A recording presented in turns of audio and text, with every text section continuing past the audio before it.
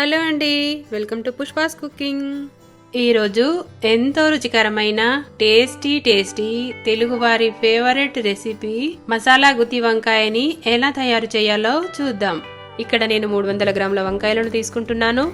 మసాలా కోసం ఒక ప్యాన్ పెట్టుకొని పావు చెక్క కొబ్బరి ముక్కలు, 1 టేబుల్ స్పూన్ పల్లీలను వేసుకొని 1 నిమిషం పాటు గోల్డెన్ బ్రౌన్ కలర్ వచ్చేంత వరకు వేయించుకుందాము.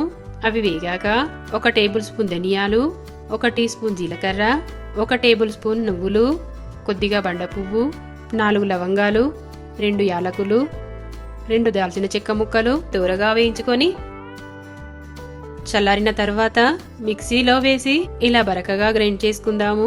ఇలా గ్రైండ్ చేసిన తర్వాత 5-6 అల్లం ముక్కలు, 7-8 వెల్లుల్లిపాయలు, 2 టేబుల్ స్పూన్ల కారం, కొద్దిగా పసుపు, 1 స్పూన్ సాల్ట్ వేసుకొని కొన్ని వాటర్ పోసుకొని ఇలా మెత్తని పేస్ట్ లాగా గ్రైండ్ చేసుకోవాలి.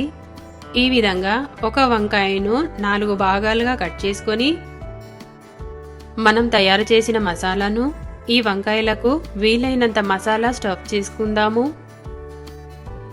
స్టఫ్ చేసిన తర్వాత మిగిలిన మసాలా అంతా పక్కన పెట్టుకుందాము. పూర్తి వీడియో కోసం కింద ఉన్న లింక్ని క్లిక్ చేయండి.